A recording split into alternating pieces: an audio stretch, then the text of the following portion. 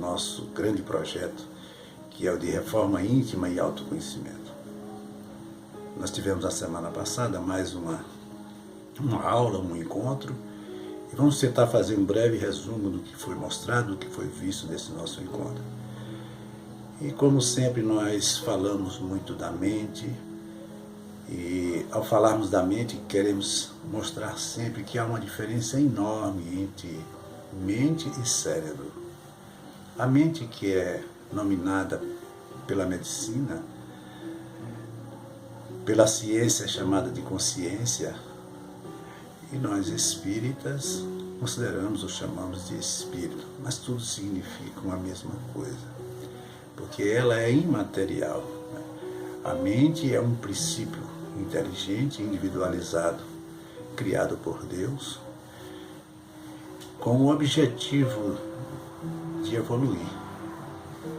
Consequentemente, ela vai sempre existir.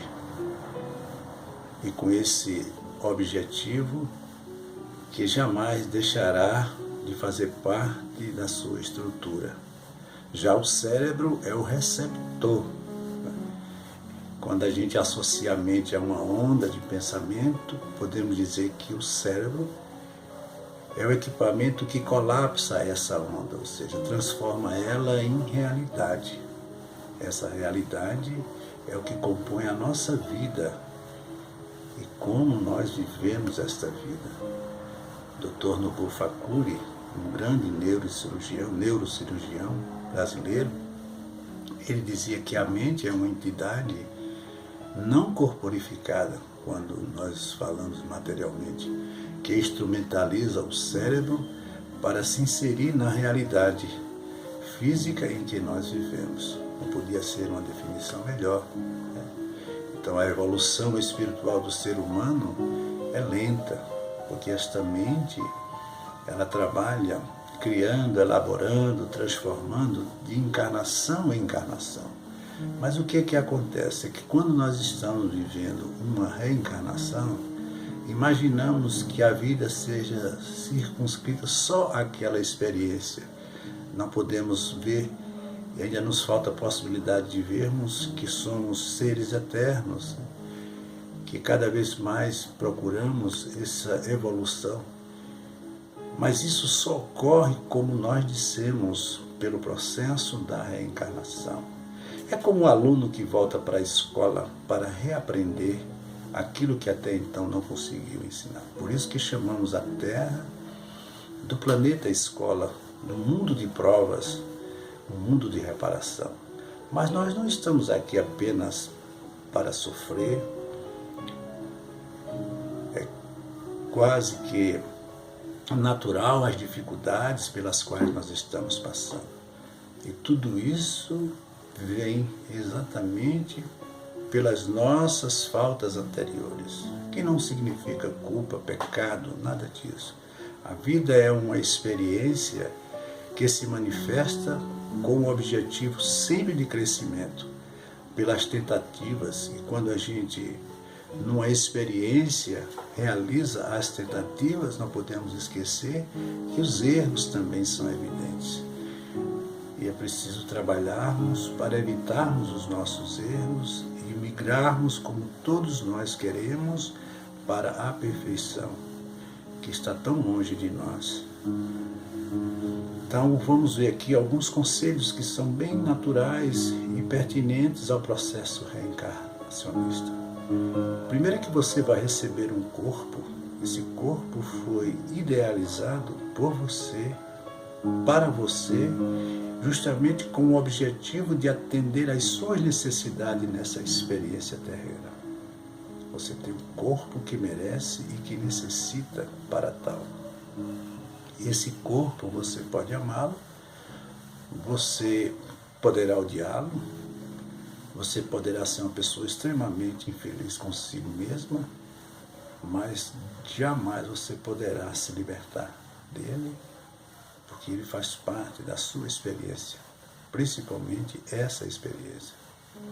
Você vai aprender lições, como nós já falamos, e a cada dia terá a oportunidade de renovar os seus pensamentos. Você poderá amar, você poderá odiar, você poderá tudo.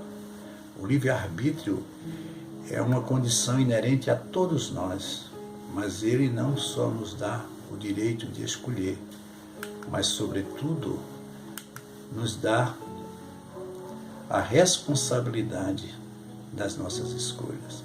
Quando ele diz: a semeadura é livre, mas a colheita é obrigatória. E uma das coisas mais importantes dentro do processo reencarnatório, usando o nosso livre-arbítrio, é os limites que muitas vezes nós não sabemos com eles lidar. Todas as vezes que nós avançamos os nossos limites, nós cometemos o erro. Daí dizermos sempre: aonde está o nosso abuso, está a nossa dor. Esses limites são tão importantes, por quê? Porque a vida é uma estrutura harmônica, e todas as vezes que nós saímos desta harmonia, nós incorremos em erros, e esses erros, consequentemente, advirão, sempre nos trazendo as consequências dolorosas que a vida nos impõe. Por isso que é preciso a gente fazer uma diferença muito grande. A gente observou que existe uma diferença muito grande entre o sentimento e a emoção. O sentimento é aquilo que a gente carrega como um tesouro valioso, do qual nós não podemos nos libertar. É o resumo de todas as nossas histórias, mas os nossos sentimentos não estão apenas ligados à nossa experiência presente. Esses sentimentos vêm de longe, de muitas e muitas experiências vividas, de quedas, de erros, mas também de alegrias, de conquistas, enfim, tudo está ali guardado. Mas nós temos as emoções. O que é emoção? A emoção é uma resposta aos estímulos do nosso dia a dia. Uma tristeza, uma alegria, tudo isso se manifesta através de uma emoção. E eu costumo sempre dizer, as emoções, elas são como um rio que flui, que quando no seu transcurso natural, ele em suas margens gera vida, fartura, felicidade. Mas quando a gente represa o rio, a parte represada, ela acumula uma grande quantidade de água, que vai provocar as cheias, as destruições. E a parte que fica após a represa é exatamente o contrário. Nela vai existir um grande vazio, uma grande falta, com certeza a desolação. As nossas emoções, elas se manifestam exatamente assim. Quando a gente está cheio, quando a gente represa, todas as nossas dificuldades ali se inserem. Consequentemente, nós nos sentimos abarrotados de problemas e dificuldades, que geram as distonias mentais, entre elas a depressão. Mas também quando nós estamos vazios, ocorre exatamente o mesmo. Começam a surgir as ansiedades, a busca incessante por algo que nós queremos de forma direta, mas que não atende aos nossos anseios diretamente. E isso faz com que haja um fluxo de emoções e que essas emoções vão ficando ali armazenadas. E quando elas irrompem, elas nos trazem grandes dificuldades para mantermos o equilíbrio e a harmonia. Aí vem emoções de toda ordem. A raiva reprimida, que nada mais é do que a mágoa. A raiva descontrolada como uma emoção que gera violência. Costumo sempre dizer que o arrependimento é o filho da humildade. Toda pessoa que se arrepende do que fez é porque ela é humilde. Mas aquelas que se magoam, elas são egoístas. Então você é quem tem que ver o que é que você está fazendo da sua vida. Porque aí surgem as tão comentadas enfermidades mentais, que são efeitos e não são causas. E a chave para ampliar o raciocínio humano está exatamente na reencarnação. Um outro fator muito comentado por nós foi o fator do medo, que é um temor proporcionado e compreensível. Todas as vezes que nós nos sentimos ameaçados, nós temos como reação o medo. Mas atualmente ele mudou consideravelmente. Nós transformamos o medo normal, o medo racional, no medo patológico, o medo neurótico. E esse medo, ele vem em decorrência das nossas fragilidades, da nossa insegurança, da própria ansiedade. E não queremos mudar porque fazemos da nossa vida uma rotina e temos medo de sair dessa rotina, mergulhar no desconhecido, buscar novas aquisições. E aí nós transformamos a nossa vida numa grande rotina, como eu disse. E fica difícil sair. E o novo vai ser sempre algo ameaçador, porque nós estamos presos às nossas reminiscências, a esses sentimentos muitas vezes que estão vivos e ativos dentro de nós, nos prendendo a um processo de renovação, porque tudo na vida se dá pela transformação. E se transformar é buscar o novo. E buscar o novo significa trabalho, significa conquista, significa renovação. E eu costumo também dizer que nós trazemos uma falação mental terrível. As palavras, elas vestem o pensamento. E nós fazemos isso constantemente.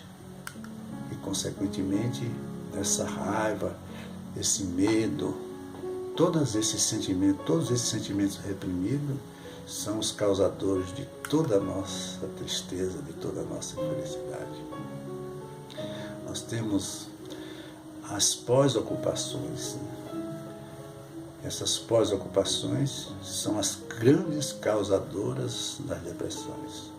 Que seja uma depressão simples, uma depressão média ou uma depressão grave. Quando ele diz, eu não podia ter errado, quando tudo já passou.